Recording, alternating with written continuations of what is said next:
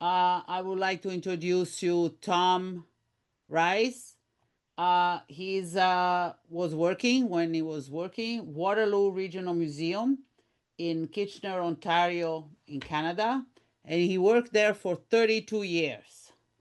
He was a manager curator at the end, and actually his career started. He always wanted to be in a museum. At university, even in high school, he asked he wants to be working in a museum, and he was looked like he had three heads by the counselor at the high school. Anyway, we went to University of Waterloo in anthropology, historics, archaeology, and then in 1984 he obtained a master from Eastern Illinois in USA for a program of historical administrator. Basically, is the MBA for museum people. And after that, he started his career, and there he is. So he will talk to us about what to do with a collection once you want to donate it to a museum.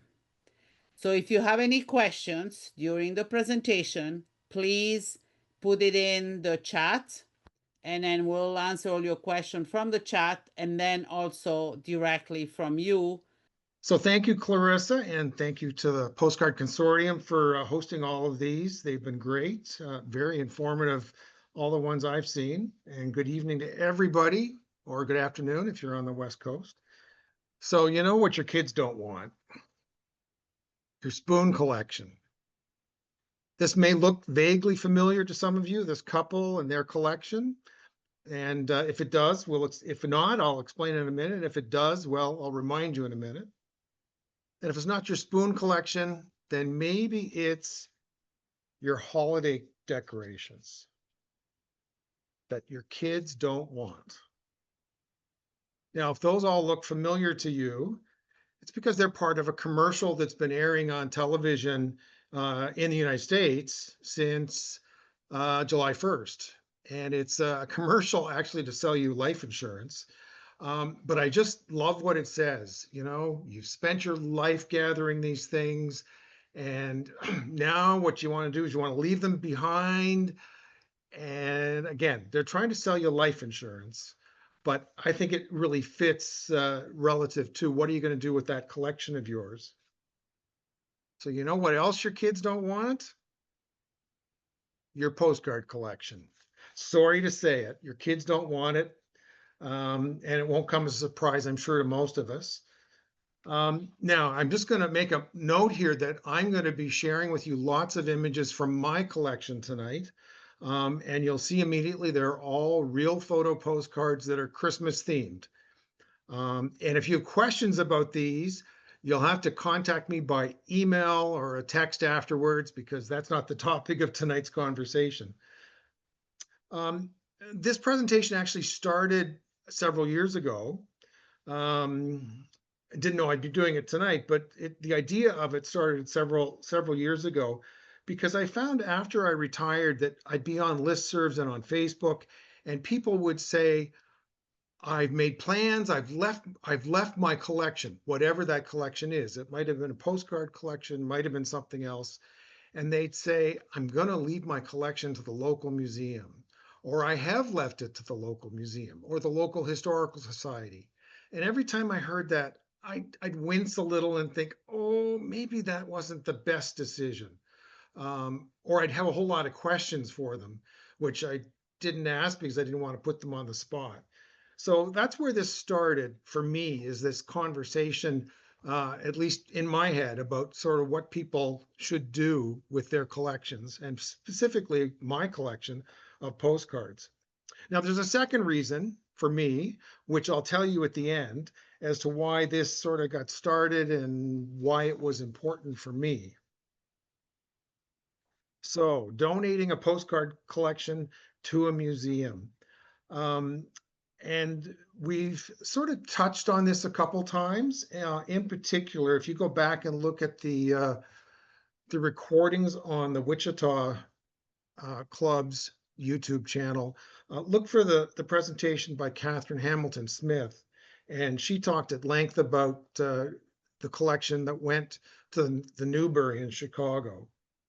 Um, and I'm going to say right up front that donating a postcard collection to a museum may not be the right decision for you. It may not be the right decision for an estate if you're helping someone with an estate.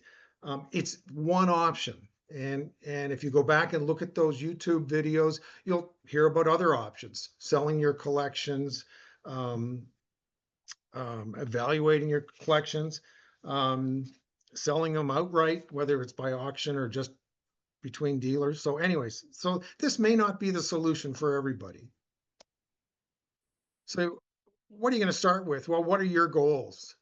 So on a real crass basis, if you have a lot of postcards, then maybe you're cleaning out your basement or your den, that spare room, because I know we all have spare rooms. I'm sitting in mine that, has lots of books and postcards around it. Maybe you're settling an estate and trying to deal with that estate and what you're going to do with you know a great uncle's collection or a grandparents collection or your parents' collections. Um, Maybe you're writing your will, and you'll hear more about this because that's really what was the impetus for me, was writing the will.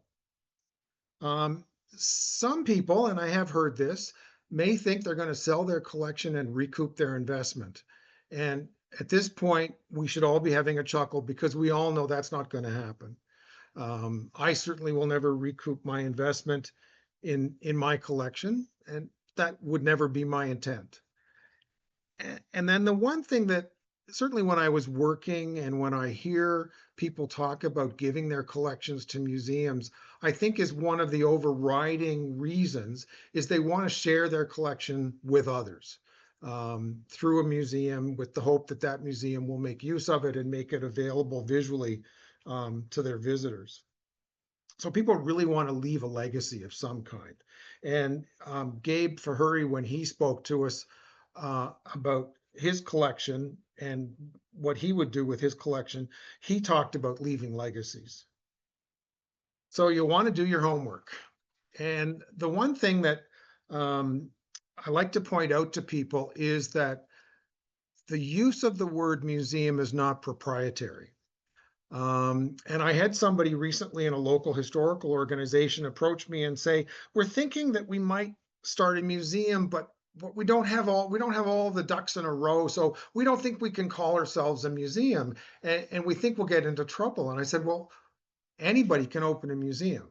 And so, in fact, your collection of postcards, if you want to open up a museum in your garage or in your front room, there's nothing to stop you. Maybe some neighbors if they don't want people visiting, but there's nothing to stop you from using that word.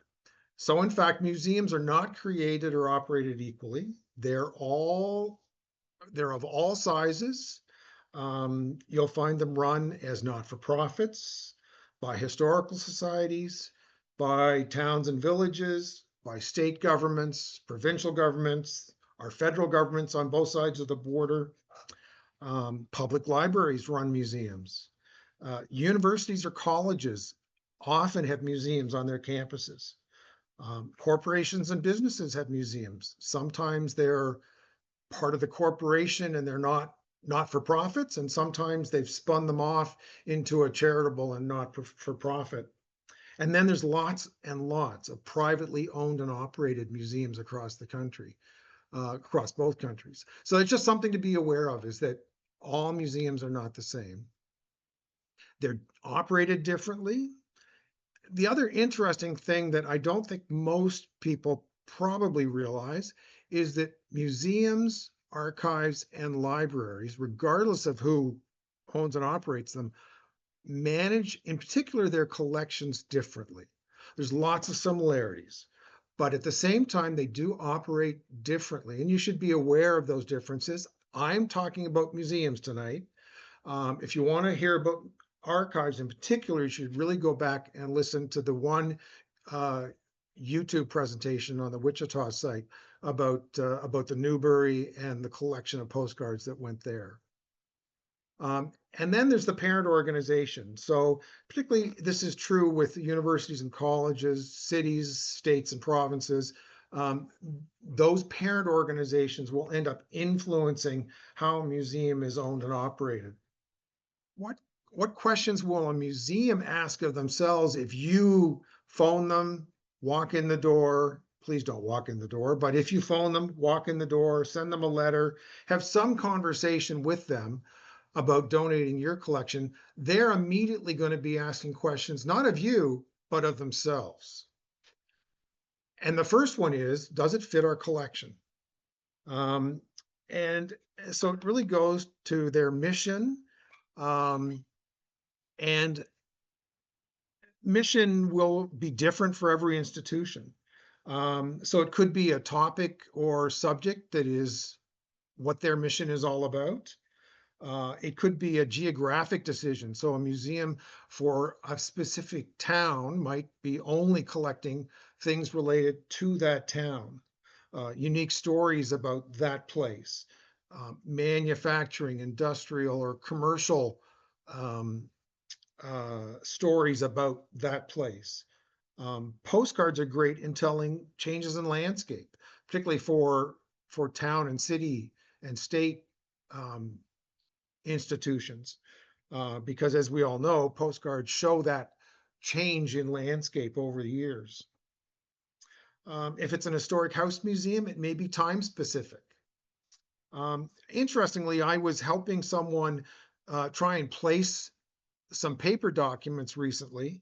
And I thought the perfect place was the museum from a specific town.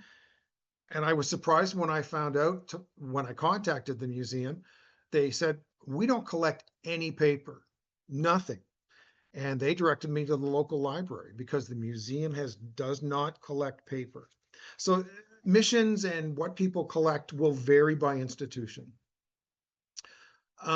One of the other questions a museum should be asking themselves is, do they have something similar or identical in their collection?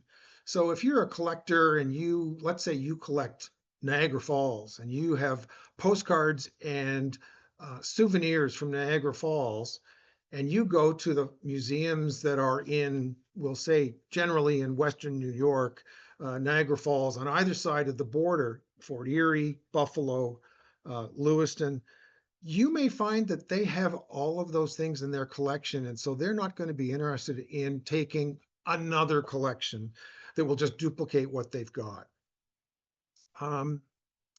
The other thing that museums should be asking themselves, or curators should be asking themselves, is whether those collections that they're being offered are in another institution.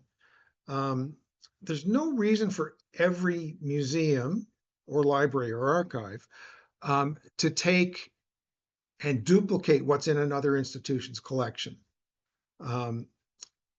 So that's just something they'll be asking themselves. And they may say no to you because they know that they can borrow on loan from another institution the exact same collection of postcards or something similar.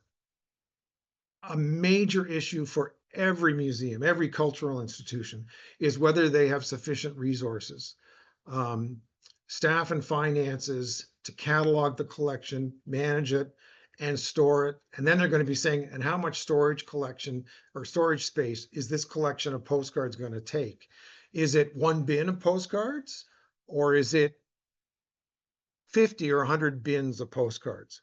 And museums are, for the most part, you can pretty much generalize and say most museums are short of storage space across North America.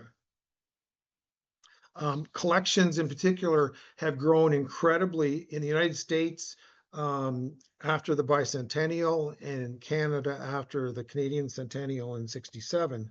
So the last 50 years have seen an incredible growth in collections in museums. And that may be postcards, it may be three-dimensional objects, could be anything. And so museums have really found themselves at this point in history chock-a-block full for the most part.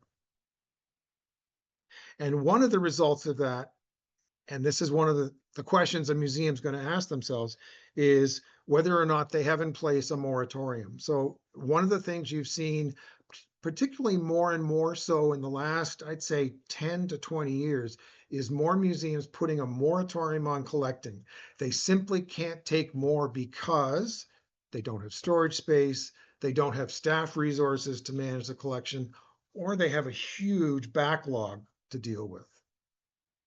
So what kind of questions are you going to ask? Now that you're in the driver's seat, let's flip the page a bit and say, okay, what are you going to ask of a museum? So you should be asking if they're a registered not-for-profit, um, as opposed to a private institution, a personal institution. There are lots of private museums where people have gotten lots of collections together and they've opened up a museum, put up the shingle, and they've opened one up. And that may or may not be where you want your collection to go. Do they have a board of directors? Is it governed by a constitution and bylaws? Does the museum have a curator? And the curator doesn't have to be a paid staff person. It could very easily be a volunteer, but somebody who's responsible and looking out for the management and welfare of the collection. Do they have policies and procedures that govern their operation? And in particular, then, how that collection is managed.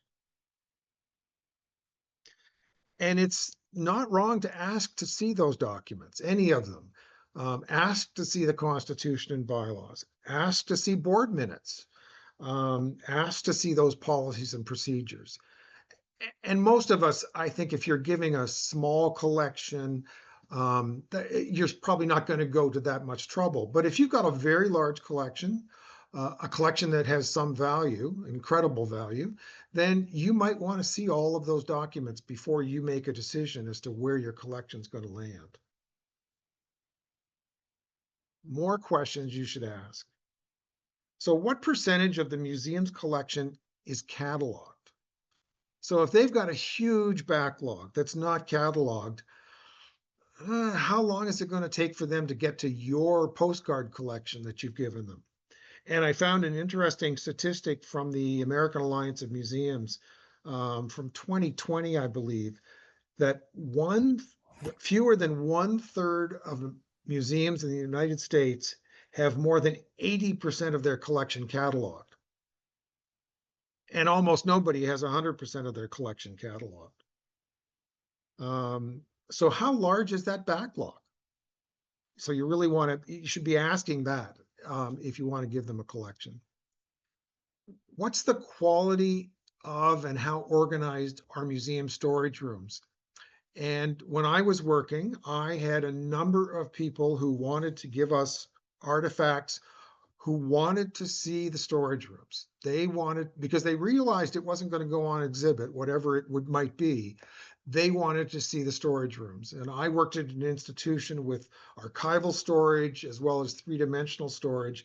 And they wanted to see those spaces and see where their artifacts might reside, how clean they were, how organized they were. So that's something that you should feel free to ask. Is the museum a member of any international, national, state, or provincial professional organizations? And unfortunately, with cutbacks in budgets, all of the professional associations have been hurting, and people haven't been able to travel the way they once did. But at least you'd hope that the museum is a member of those organizations and learning from their colleagues across the continent. Does a museum and or its staff and volunteers have they adopted and follow a professional code of ethics? And there are multiple codes of ethics, some specific to certain positions in a museum. So object conservators have one code of ethics. So there's different kinds of codes of ethics. Again, do they follow it? Do they have one? Do they have one of their own? Do they have one from another organization that they follow? Has the museum had any financial crises? There's an institution here in Ontario that over the course of the summer, the parent organization said, we're closing it down. It's a county museum. So think of a county museum where you live and think of all of the tens of thousands of objects that are in that collection. And this county has decided they're going to close the museum and get rid of everything. They're going to save nothing. So there's a financial crisis. So you'd want to know that. You'd want to pay attention to what that institution has gone through in recent years. This might be a hard one to figure out, but have they had significant staff turnover? Um, it's just always telling as to whether there's been a director or a curator, but some staff who's just, every year they seem to be hiring somebody new. And has a museum ever had a radical change in its mission? And you see this, I would say, more frequently in art galleries. I don't mean to annoy anyone who is involved with a local art gallery, but have they had a radical change in their mission? And I know of a few institutions that have, and it really means you have to ask and say, well, so if you've changed your mission, what did you collect? What do you collect? And what are you going to collect in the future? Eventually, you're going to have to make the offer. And I would repeat what I said before: is don't just walk in the door. Um, People are busy in their day jobs, and they're not sitting there just waiting for somebody to come in and say, here's my collection, would you like it? Better to email, phone, write a letter. Um, and one of the things that may be a surprise to people is one of the most difficult things for a museum curator to do, and particularly a new museum curator who's like fresh out of college and is just getting started in the business. The most difficult thing to do and to learn how to do is to say no. Um, and it's hard, particularly for small not-for-profits, to say no. Um, I volunteer for a local museum, and I find the board of directors wanting to say yes to everybody who comes in the door with a donation.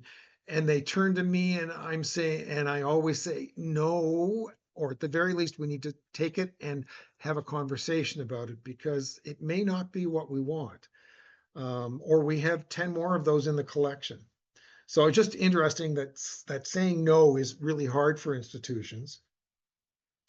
Um, and if they do say no right off the top, then ask them if they can recommend somewhere else. Is there another museum or library or archive, either in the community or nearby, that would be interested in at least considering your collection? Now, once you've made the offer, don't expect a quick decision. Sometimes museums make quick decisions, um, but don't be surprised if it takes a while. So what's going to happen next? Well, if you physically are transferring a collection, you've got a bin of postcards, and they've said, we'll look at it, then they're likely going to ask you to sign some sort of temporary receipt.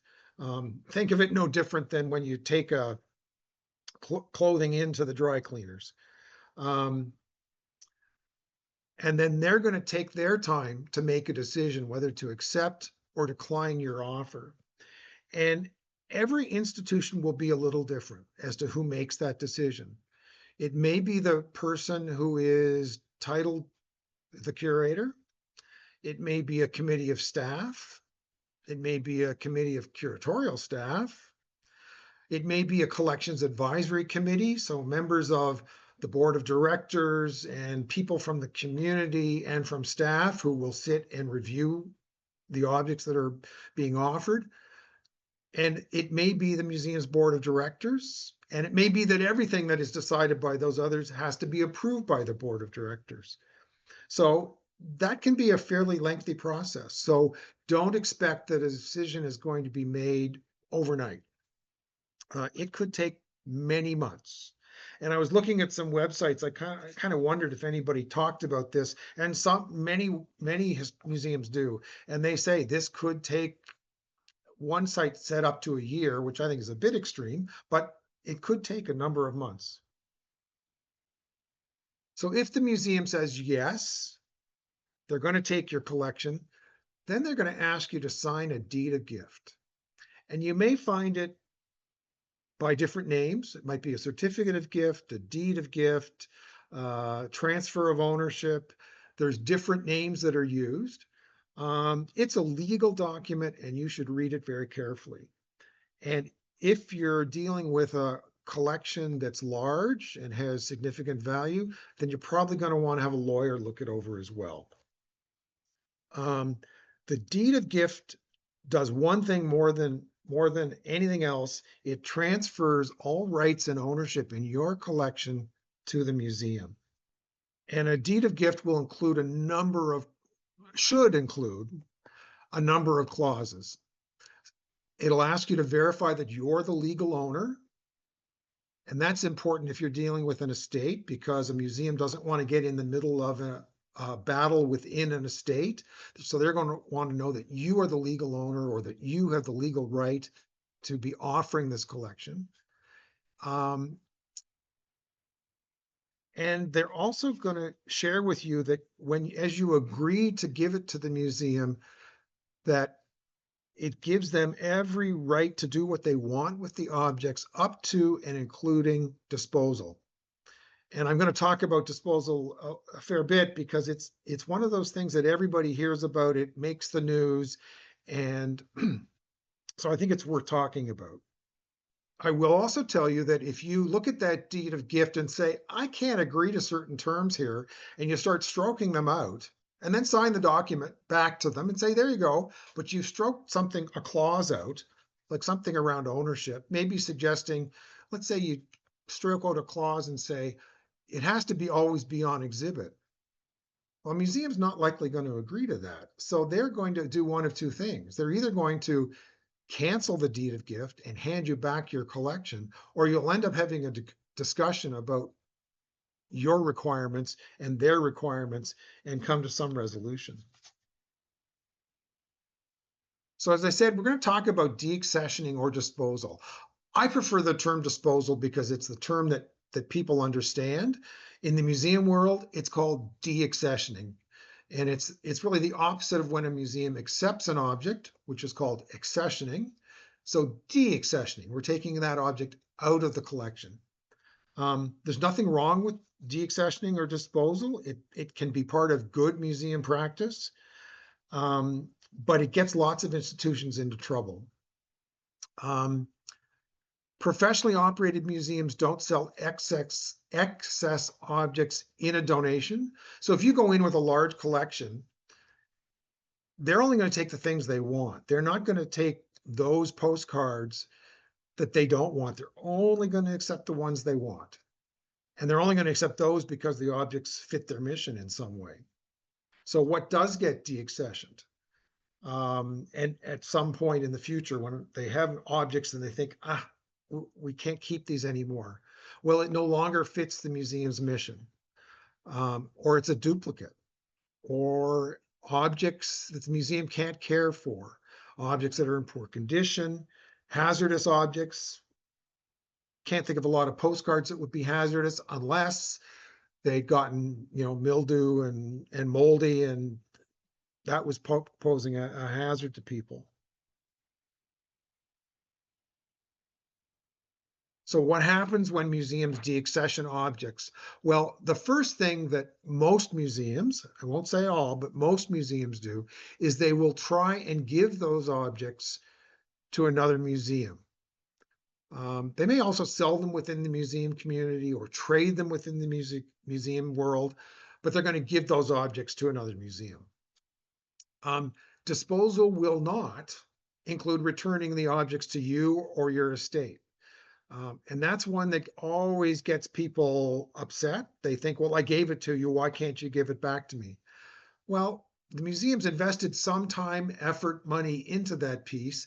And so they don't want to be giving it back to you. You've signed over, when you signed that deed of gift, you've signed over all ownership, all rights in that object. And then one of the things that gets institutions in trouble is what they do with the monies that are realized if they've actually sold objects. So if a museum sells collections, the money should go towards buying future artifacts for the collection. Shouldn't go to pay for salaries, shouldn't go to pay the electric bill or the water bill. And that's where museums get themselves into trouble sometimes, is they're struggling to pay the bills to start with, so they sell off some artifacts to pay the bills. And it's a slippery slope as you start selling off your collection to pay your operating costs.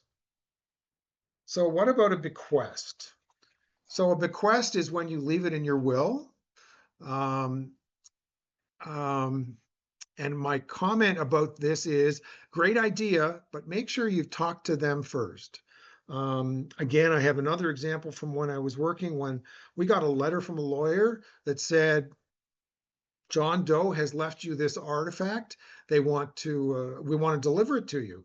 And we read the letter and said, but we don't want that artifact. It doesn't fit our mission. So we don't want it. So we wrote a nice letter back and said, thank you very much. We politely decline. And if that had been asked in advance of the will being written, we wouldn't have gone through all of this effort, nor would have the estate. So anyways, that's just something to keep in mind. You should probably consider naming multiple museums in your will who should be considered for your collection. So your first choice, second choice, third choice, because your first choice, by the time your will is enacted upon, it might be some years hence, and that museum might have decided they can't take any more objects. So you need to be able to give your executor a few choices. Another odd one, and this came up when I wrote my will, is you need to make sure that you've accurately named and identified the museum. So in many towns and villages, cities across North America, you'll find the city is, we'll call it the Anytown City. So Anytown City, and let's say they have an archive that's called the Anytown Archive. And then there's a museum by that name, and there's a college and it's got that name, and they have museums. So you just want to be really sure that you've correctly identified the name and charitable number of the museum in your will, so there's no confusion for your estate trustee.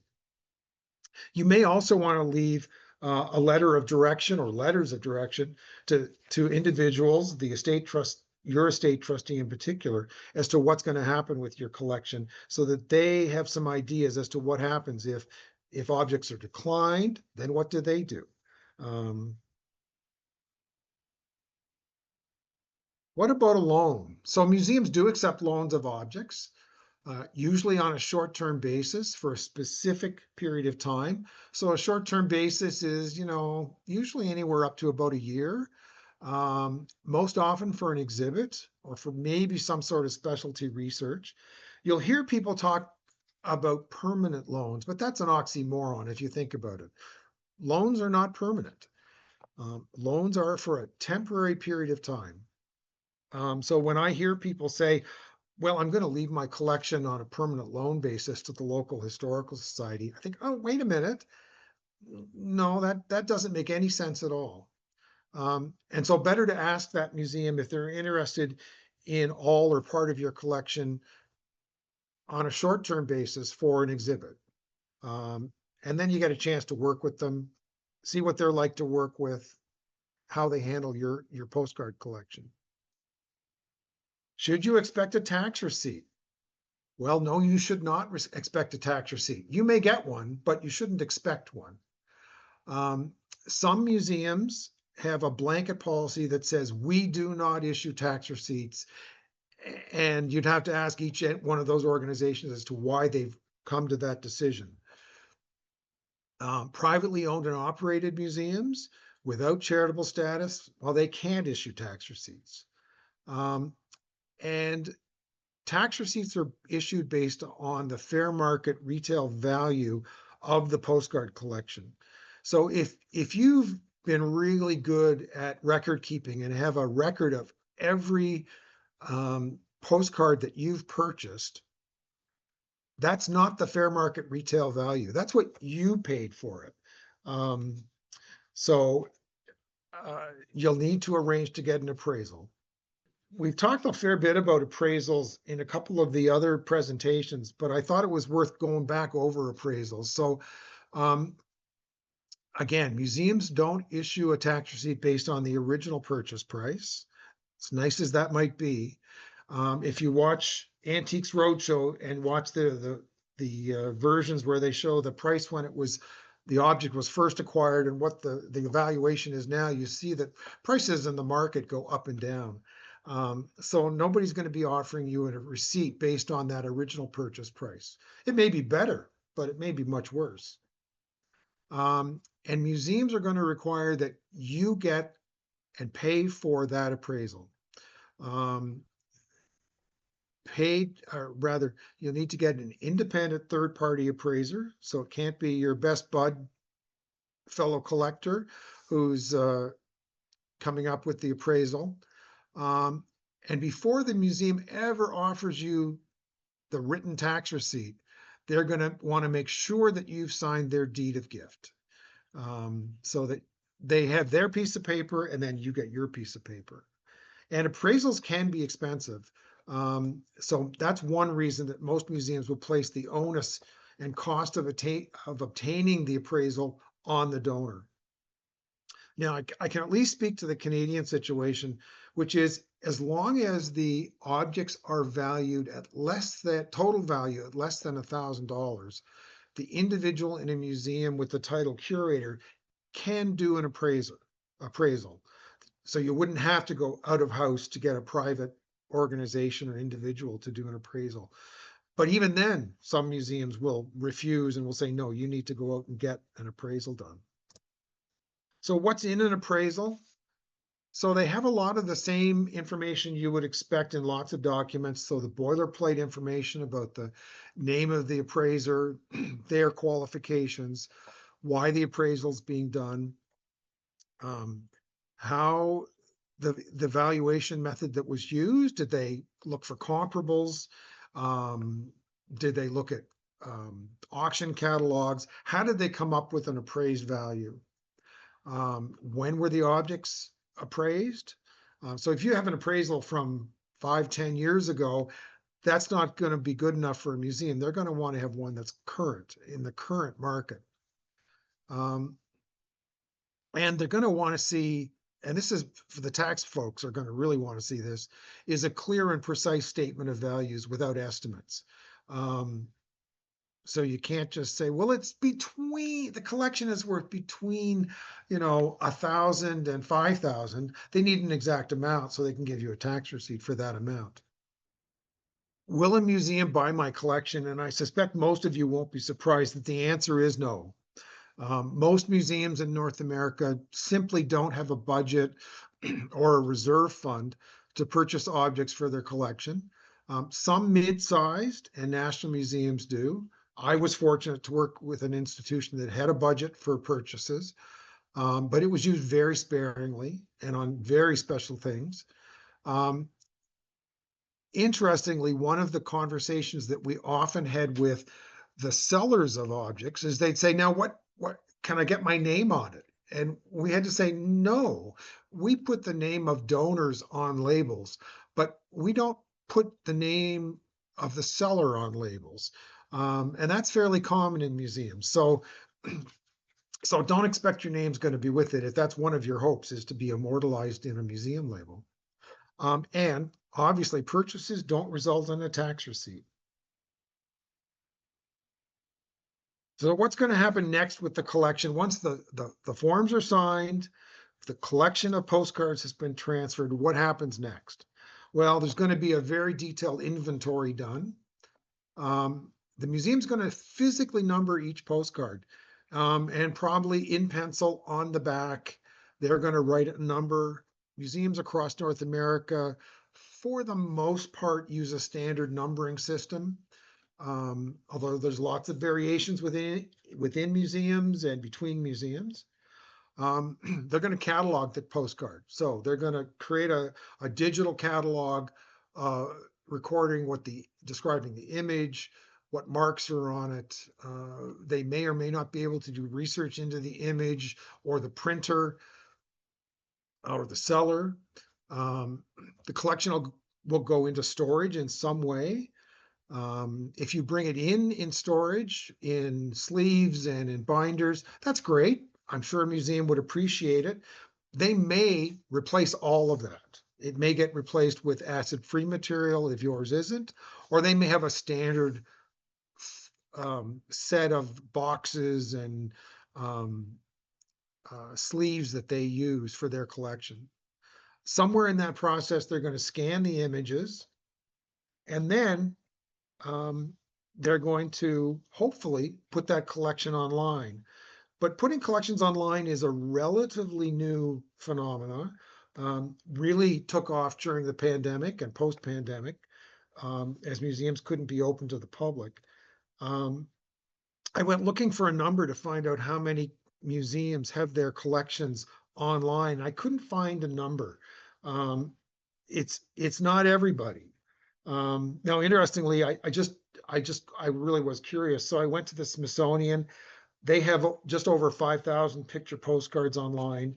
The Newbury, which is a huge collection, they have 77,000 in their collection and online. Library of Congress appears that it's more than 100,000 postcards online. They're not all photographed and they aren't all cataloged, but they have records of that many.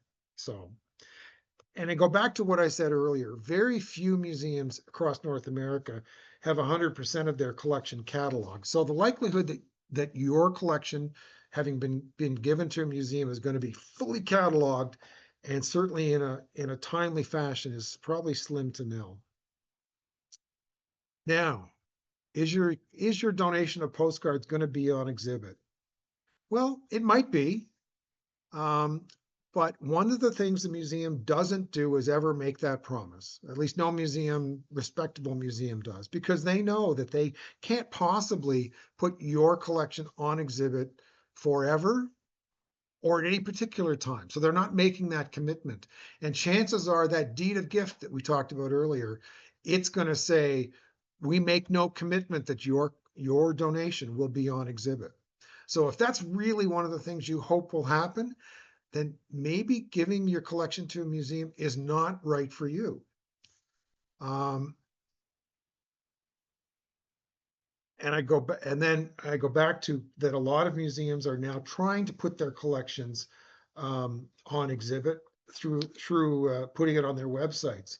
Now, interestingly, one of the figures that everybody seems to at least agree with is that museums across North America exhibit about 2 to 3% of their collection at any one time. And the larger the institution, the smaller that number is.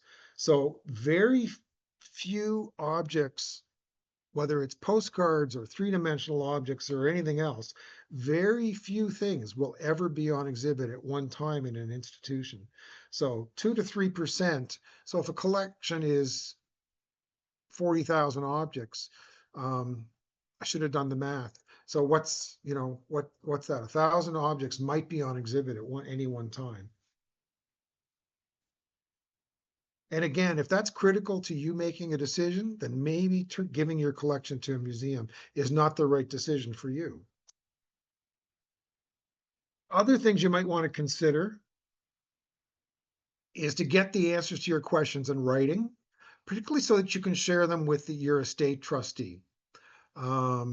Because that's the person who's going to want to honor your wishes. If in fact, this is part of a will, process of a will. Some institutions, it's rare, but some institutions might request a financial donation, go with large donations of objects or large collections. As I say, it's rare, but I have heard about it. And then that's your personal decision as to whether that fits your situation. If you're able, I know lots and lots of museums who would love to have you volunteer to help catalog the collection, whether it's the collection you've just donated or another collection of postcards that they manage. So you might want to consider that. If you have documentation about your collection, purchase information, auction catalogs, inventories, research files, absolutely share that with the museum as well.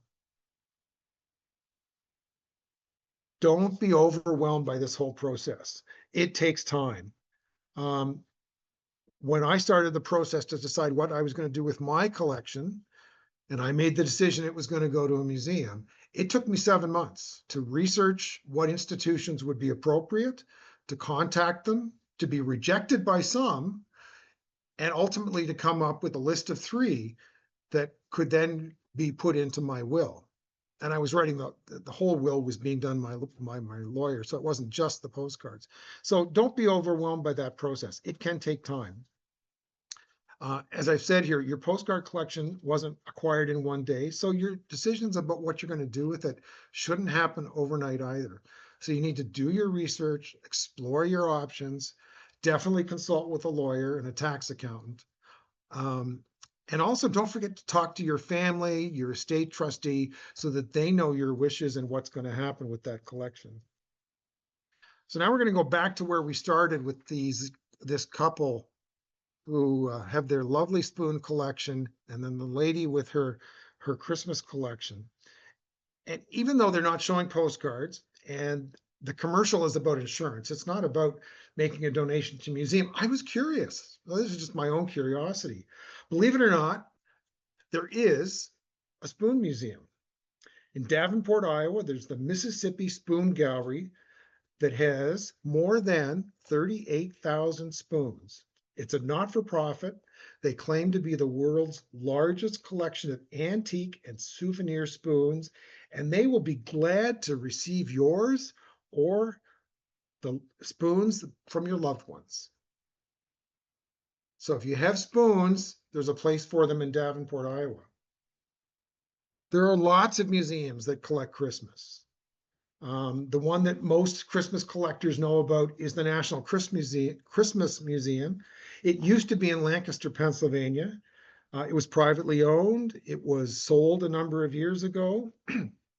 It's now in Elizabethtown, Pennsylvania, and it's only open seasonally.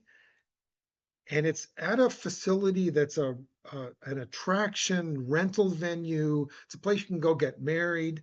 Um, um, Anyway, so it's in Lancaster, but there's lots of other museums that collect Christmas.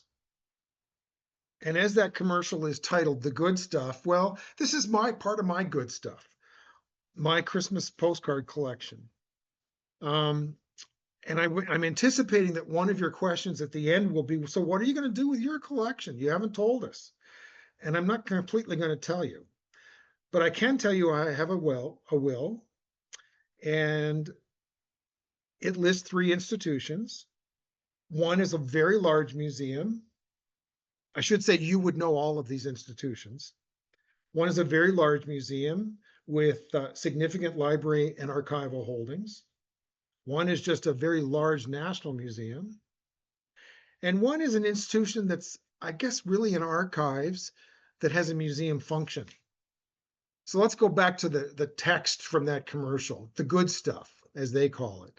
The good stuff. So things we love, giving peace of mind, things that matter, leaving security, leaving a gift. So all of that is part of certainly donating a collection, and especially if you're doing this through a will process, but even if you're just have a collection and you want to get rid of it sometime soon.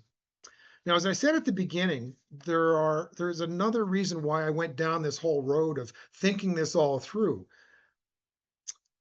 So here's that second reason. In August of 2018, I had just come home from a Christmas convention. Yes, there is a convention of Christmas collectors that happens. And I wasn't feeling very well. And after about 24 hours, I recognized that I was having the symptoms of a heart attack.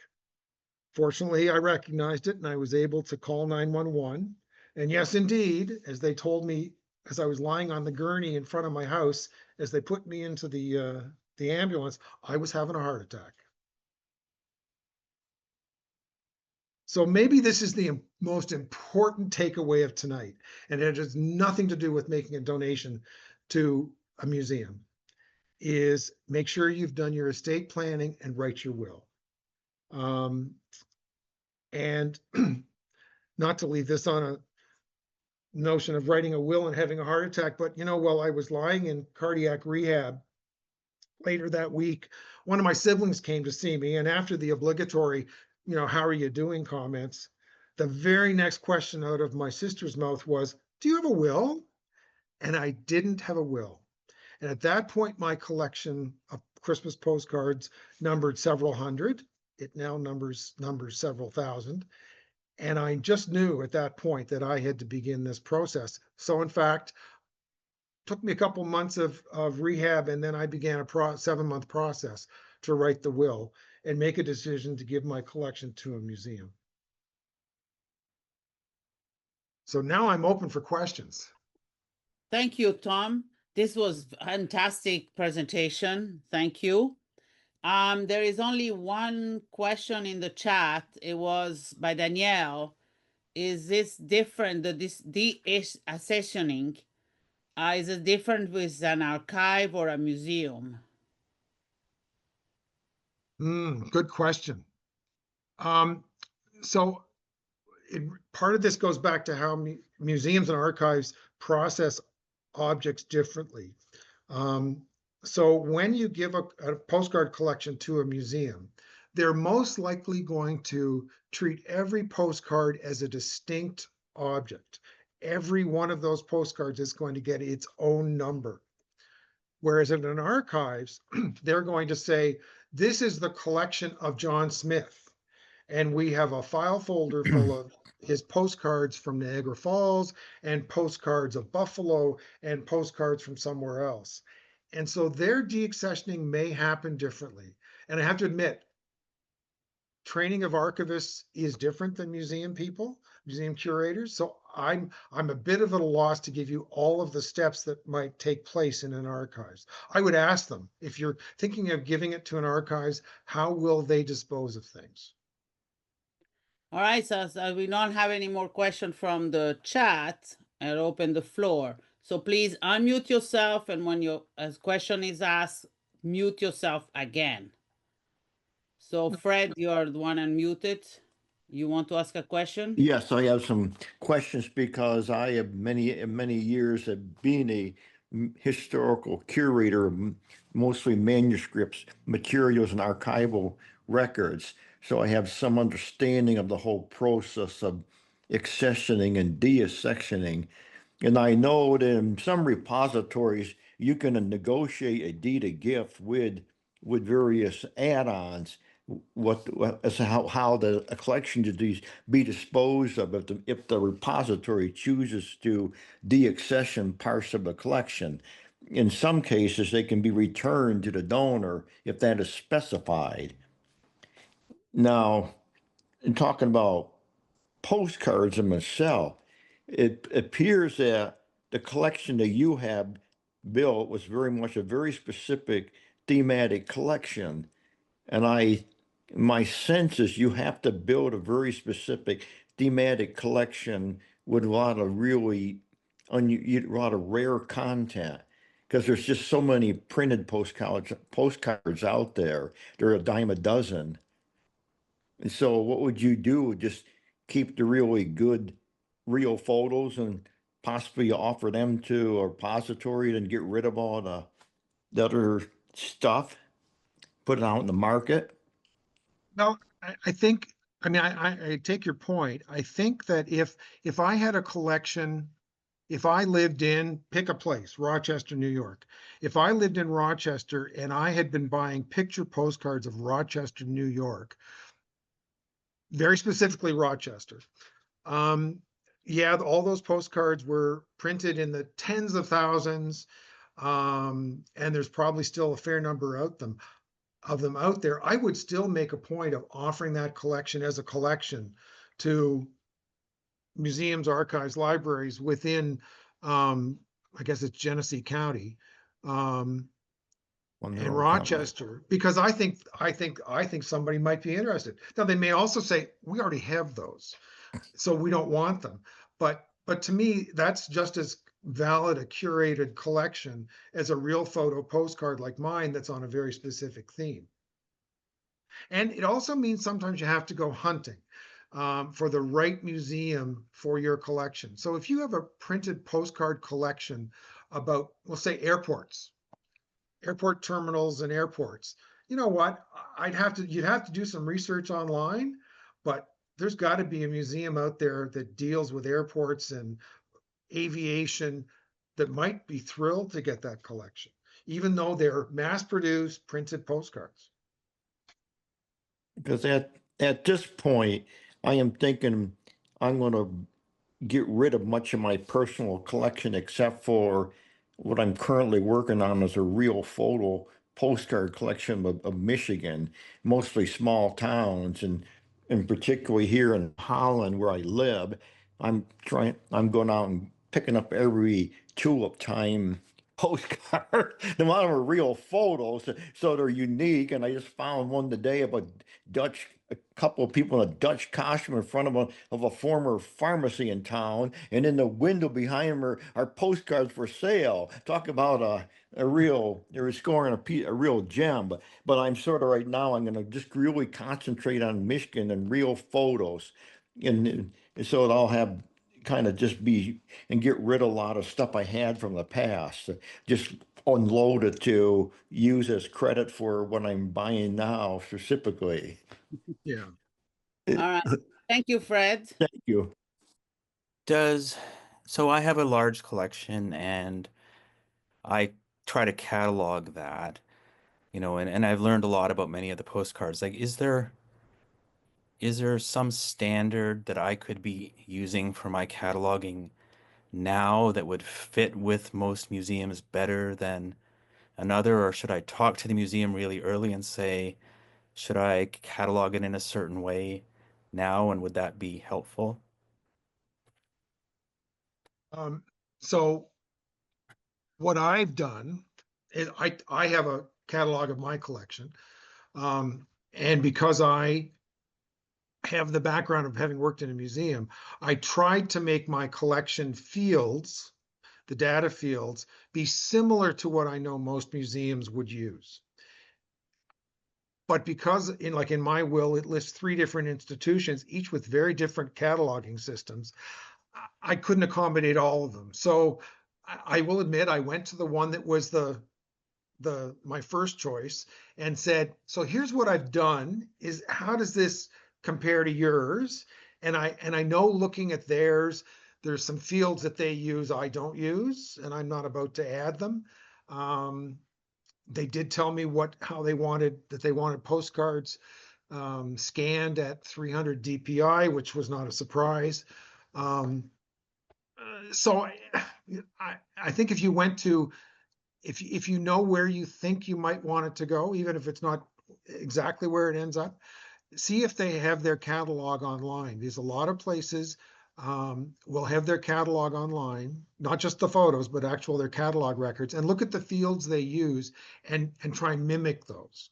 The reality is they're going to take whatever data you're able to give them, and they're going to pull it into their database, and then they're going to have to rejig every record probably in some way. Right. But sure, if you use Excel or something, it's just a good thing to do. That would be helpful and that kind of thing. Yeah. So I use Recollector, which is the system that we heard about in the Rochester Club a month ago, I guess. And that's the one I use. But it's an Excel-based program. So. Okay, thanks.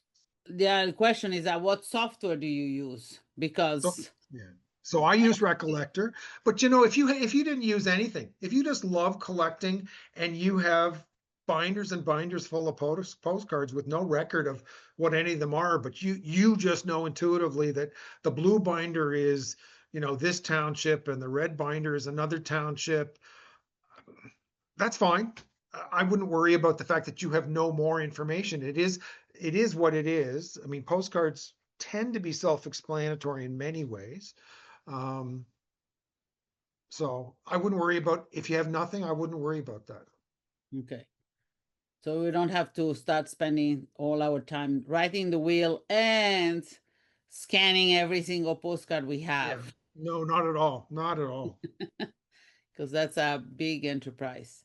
Um, Now, what I will say is if you make a donation of a big collection, small collection, and if you're able to make a cash donation to that museum and say, here's some money to hire a summer student to catalog this collection, the museum's going to love you. So, and so what is the amount of that money per 1,000 postcards? oh, Is I it have no idea. I no have idea? no idea. You'd have to figure out sort of hourly wages and how long it might take and the size of the collection. So I have no idea. It was a fantastic talk. I would like to thank everybody, very much Tom for this fantastic conversation and discussion and presentation.